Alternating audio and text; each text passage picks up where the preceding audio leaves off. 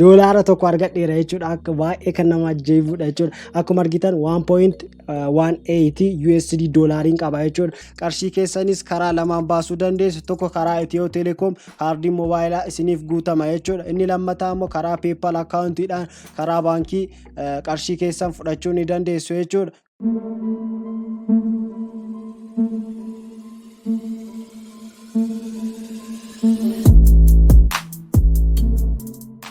Ashama akkam jirtu baga nagaan gara chaanaalii Amboo Teek nagaan dhuftan. Chaanaalii kanatti waa'ee teeknooloojii bal'inaan argattu. Subscribe gochuun maatii chaanaalii kana akka taatan isin affeera. Viidiyoon ani har'a isiniif qabadhee dhufe appilikeeshina moobaayilaa viidiyoo baay'ee nama kolfisiisan ilaaluudhaan doolaara 10 ol akkaataa argachuu dandeessan isinitti agarsiisa. Amma dhumaatti na hordofaa.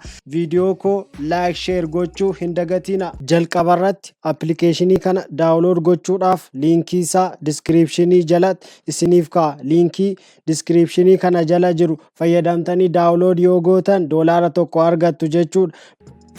Yeroo open gootan akkanatti isiniif fida jechuudha. Continue with Google kan jedhuu fi continue with Facebook kan jedhu dhufa jechuudha. So continue with Google jettu jechuudha. Continue with Google isa jedhu irratti click gootu jechuudha. Achiin bilbila keessan keessa Gmail jiru isiniif fida jechuudha. So Gmail ittiin banuu barbaadan sana Gmail sana tokkosaa irratti click gootu jechuudha. So Gmail ittiin banuu barbaadan sana irratti click gootu.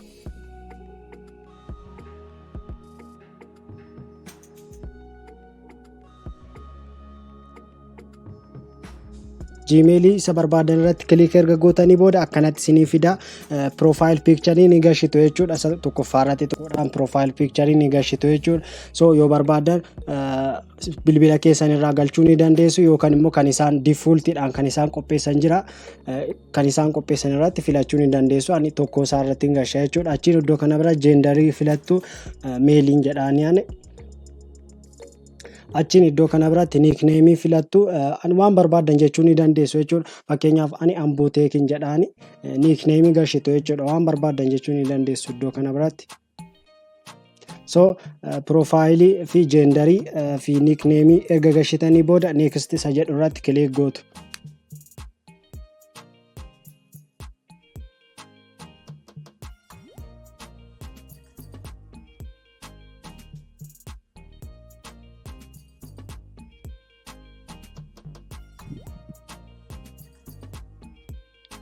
Amma akkuma argitan Clapcode login godhee nuus seena jechuudha. So viidiyoo jalqabaa nuuf fida jechuudha. So viidiyoo jalqabaa akkuma argitan fideera click irratti gochuudhaan ilaaltu jechuudha. So reward gara gadii isaa akkuma argitan lakkaa'aa jira jechuudha. So akkuma argitan viidiyoochi erga ilaaltanii fixanii booda reward tokko nuuf kenna jechuudha. Argitan miti reward tokko nuuf kenneera jechuudha. So reward sana banna jechuudha iddoo kana biratti. So akkuma argitan viidiyoo baay'ee nama kokkolfisantu jira jechuudha. Asirratti kolfaa qarshii hojjettu jechuudha. So reward sana irratti click gochuudhaan carraa keenya yaalla jechuudha. So iddoo kana biratti got it jettuuni. So akkuma argitan gara olii kana open isa jedhu irratti click gootu jechuudha gubbaa irratti. So reward tokko qabna jechuudha.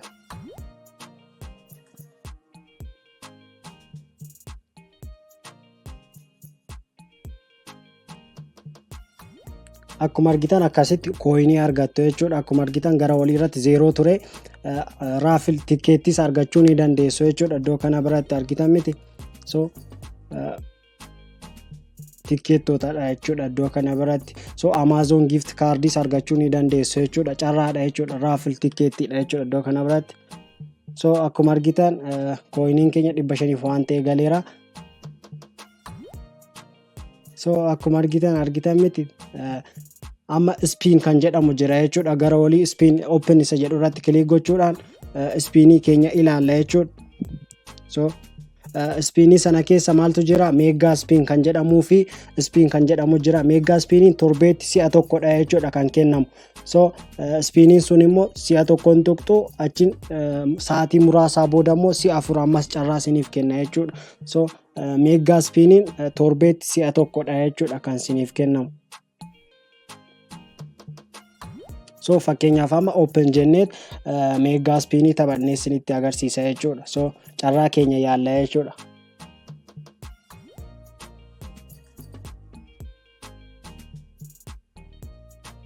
So akkuma argitan meegaa spiiniin keenya nu banameera. Achiin spiin isa jedhu irratti kilik gochuudhaan doolaara 0.1 hanga doolaara tokko shaniitti yaaltu jechuudha. Hanga shaniitti argachuu ni dandeessu jechuudha. So akkuma argitan 0.1 argadheera jechuudha. Argitan miti akkuma argitan 0 ture gubbaa irratti 0.1 arganneerra jechuudha. So meegaa spiin jedhama jechuudha. Torbeetti si'a tokko isiniif kennama jechuudha. So gara bukkee irratti kan argamu immoo spiin kan jedhamu jira. Inni carraa 4 qaba.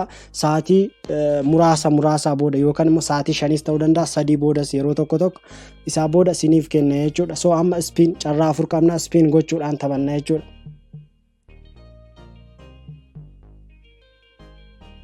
Akkuma argitan 0.03 doolaarii argadheera jechuudha. So argitan miti baay'ee kan namatti toludha jechuudha. So carraa keessa yaaluu ni dandeessu. Ammas spiiniin jedhaani isti carraa koo yaala. Wow 0.01 argadheera jechuudha. Ammas doolaara 0.01 argadheera jechuudha. So ammas spiin goona. Amma carraa lama qabna jechuudha. Amma 0.03 argadheera jechuudha. So confirm jennaani ammas carraa tokkoon qaba. So sa'aatii muraasa booda akkanatti kan isiniif dhufu jechuudha. Sa'aatii 5 booda ta'uu danda'a yookaan waan akkasiiti jechuudha. So sa'aatii 3 ta'uu danda'a. 0.01 argadheera confirm jedhaan. So amma fixneerra jechuudha. Akkuma argitan 0.18 USD doolaarii arganneerra jechuudha. So gara duubaatti gara hoomiitti deebi'uudhaan viidiyoo ilaalla jechuudha. So viidiyoo keenya xiqqoo ilaalla jechuudha. Viidiyoon baay'ee nama kokkolfisiisu jira jechuudha. So play goone viidiyoo ilaalla. Riwaardiin keenya ni lakkaa jechuudha. Akkuma argitan gara sakandii 13 waan akkasiiti jechuudha. Argitan miti. So yeroo iddoo sana bira gadu riwaardii akkuma argitan viidiyoo baay'ee nama kolfisiisudha jechuudha. Otoo isin hin beekin riwaardiin sun store ta'a jechuudha. So isin cal jettanii viidiyoo ilaaluu qofadha jechuudha. So akka viidiyoo baay'ee nama kokkolfisiisu jira jechuudha. Akkuma argitan riwaardii tokko arganneera. Amma immoo riwaardii lama dhufeera jechuudha.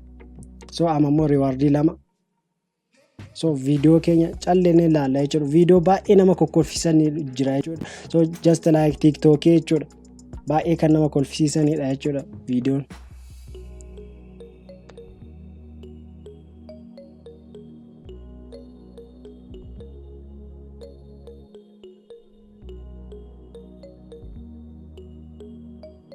So akkuma argitan amma riwaardii lama arganneerra jechuudha. So riwaardii keenya bannee carraa keenya yaalla jechuudha amma.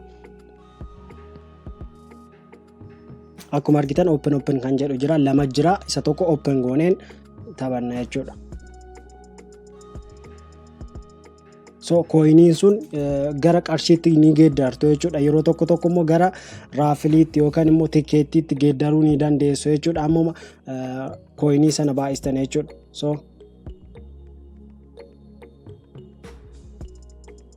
ammas carraa tokko qabna. Riwaardii tokko qabna waan ta'eef ammas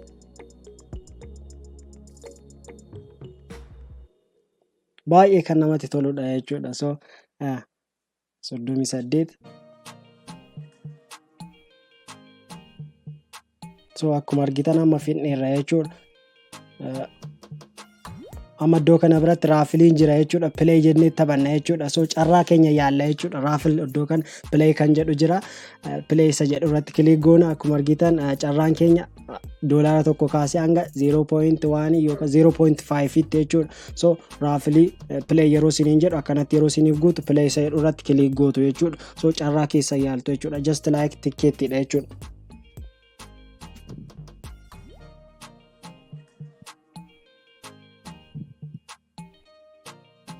Amma open gochaa jira. Tikeettii tokko isaa filannee irratti kilik yeroo goonu carraa keenya ilaalla jechuudha. So amma as keessaa tokko isaa filattu jechuudha. Kan barbaadan irratti tokko isaa filattu jechuudha. So ani isa qarqara sanaa filadha jechuudha.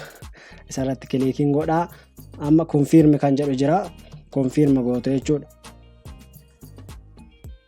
Amma 0.18 akkuma argitan $1 doolaara tokko argadheera jechuudha. Akka baay'ee kan nama ajaa'ibudha jechuudha. Akkuma argitan 1.18 USD doolaariin qaba jechuudha. Doolaara tokko argadheera jechuudha. Akkuma argitan baay'ee kan namatti toludha jechuudha. Doolaara tokko argadheera, carraa koo yaaleera jechuudha. So carraa qabeessa jechuudha. Carraa qaba. So amma iddoo kana biratti maal tura linkii description koo jala isiniif kaa'e sana hin fayyadamne yoo ta'e redeem isa jedhu irratti click gochuudhaan lakkoofsa kana barreessitu jechuudha. Lakkoofsa kana description yookaan immoo screen irratti isa barreeffame irra barreessitu jechuudha. So description jala isan linkii isan isiniif kaa'e hin fayyadamne yoo ta'e lakkoofsa kana fayyadamuudhaan doolaara tokko argachuu ni dandeessu jechuudha. So achi reward side irratti click gochuudhaan doolaara tokko argachuu ni dandeessu jechuudha. So achiin doolaara lama isiniif ta'a jechuudha haala salphaa ta'een baay'ee. So iddoo kana biratti withdraw yeroo goota doolaara sana irratti click gootu jechuudha. Lakkoofsa doolaara isa gubbaa sana irratti click gootu jechuudha gubbaa sana irratti. So 1.18 isa jedhu irratti click gootu jechuudha. Argitan miti iddoo sana biratti click gootu jechuudha. So withdraw PayPal dhaa fi mobile card dhaan jechuudha. Karaa Itiyoo Telekoomidhaan kan isiniif ergamudha jechuudha. So USD doolaarii sana irratti click gootu. So akkuma argitan kana dubbisuu qabdu jechuudha. Iddoo kana biratti seera isaanii eegne yoo ta'e reject sin jalaa godha jechuudha. Argitan miti create multiple account kan jedhu jira sana dubbisuu qabdu jechuudha sirriitti. So gooti iteettu akkuma argitan PayPal accountiin doolaara 15 ol qofa baasuu dandeessu jechuudha. Doolaara 15 fi 15 ol doolaarri 10 baasuun hin danda'amu ammaaf jechuudha. So doolaara 15 kaasee hanga doolaara 40 jechuudha. So prepared isa jedhu irratti click gootu jechuudha. So isa irratti click gochuudhaan country keessan filattu jechuudha. So country Itoophiyaa filanna jechuudha. Karaa Itiyoo Telekoomii kaardii akka nuuf ergu gochuudhaaf jechuudha. So Itoophiyaa isa jedhu irratti click goona jechuudha. Itoophiyaa. So PayPal qabdoo ta'e PayPal dhaan baasuu ni dandeessu. Ani amma mobile card dhaan hin baasa jechuudha. So karaa Itiyoo Telekoom nu ergama jechuudha. So Itoophiyaa isa jedhu irratti click gootu jechuudha. Achiin bakka enter your phone number iddoo jedhu irratti 9 jettaniit achiin bilbila keessan barreessitu jechuudha. Bilbila isa Itoophiyaa. So namoonni biyya alaa jirtan kan biyya alaa kanum keessan irratti biyya alaa jirtan sana biyya sana filattu jechuudha. Country sana filattu jechuudha. So warri Itoophiyaa keessa jirtan Itoophiyaa filachuudhaan 9 jettaniit achiin lakkoofsa keessan guuttu jechuudha. Achiin confirm isa jedhu irratti click gootu jechuudha. Sirriitti check godha bilbila keessan akka hin dogoggorre achiin confirm isa jedhu irratti click gootu jechuudha.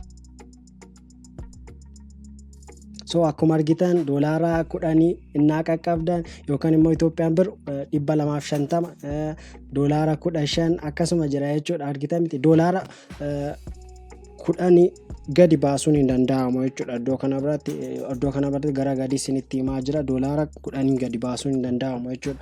So akkuma argitan amma doolaara 1.18 irra jira jechuudha. So argitan miti so bilbila keessan seeraan check gochuu qabdu nama biraatti akka hin ergine. Amma duubatti deebinee viidiyoo keenya laalla jechuudha. So rewardii keenya funaannanna jechuudha rewardii keenya. So ammuma coiniin sun baay'achaa deemu gara tikeettiitti way raafiliitti geeddaruu ni dandeenya jechuudha. So viidiyoo baay'ee nama kolfisiisu jira jechuudha. So like gooname viidiyoo kana.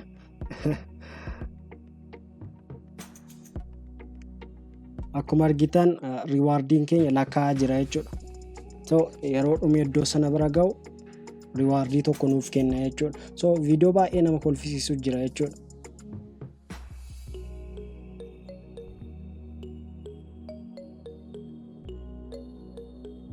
So sti viidiyoo kana laallame. Akkuma argitan rewardii tokko nuuf kenna jechuudha. Argitan miti am rewardii tokko nuuf kenneera jechuudha. So viidiyoon kun namatti tola natti fakkaata like gooname sti. Amma rewardiin keenya lakkaa'aa jira jechuudha. Tokko galeera. Akkuma argitan sin callistaniit viidiyoo laaluu qofadha jechuudha. Akkuma nama TikTokii ilaaluuti jechuudha.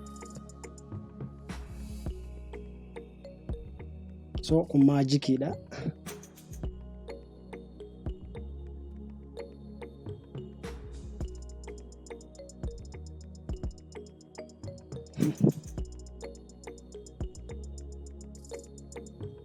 Asti video kanas ilaalame. So amma rewarding keenya lama ta'uudhaafi sakandii lama sakandii tokko. So rewardii lama ta'eera jechuudha. Amma rewardii keenya bannee carraa keenya yaalla jechuudha. So open isa jedhu irratti click goona jechuudha. So akkuma argitan iddoo kana biratti 300 coin yoo qabaatan 0.03 doolaarii argachuu ni dandeessu jechuudha. So nuti akkuma argitan iddoo kana biratti 796 qabna bituu ni dandeenya jechuudha. Argitan miti 0.03 argachuu ni dandeessu jechuudha. So wanti nuti iddoo kana biratti coinonni nuti iddoo kana biratti gurru gara qarshiitti geeddaramu jechuudha. Yeroo tokko tokko silver chestiitti ni geeddarama, raffle ticketiitti jechuudha.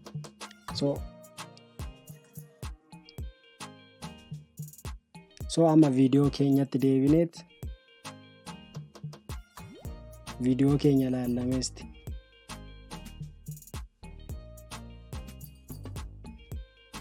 So sin callistanii video keessan ilaaluudha jechuudha. Rewardii otoo sin hin beekin rewardii baay'ee argattu jechuudha. So sin callistanii video ilaaluudha jechuudha. Video baay'ee nama kolfisiisantu jira jechuudha iddoo kana biratti. Videoon koo har'aa akka isinitti tole abdiin qaba. Gaaffii yaada qabdan comment irratti naaf barreessuu dandeessu. Videoon kun yoo isinitti tole like share gochuu hin dagatina. Yeroo jalqabaaf gara chaanaalii koo kan dhuftan subscribe gochuun maatii chaanaalii kana akka taatan isin affeera. Video biraatiin amma wal agarruutti nagaatti.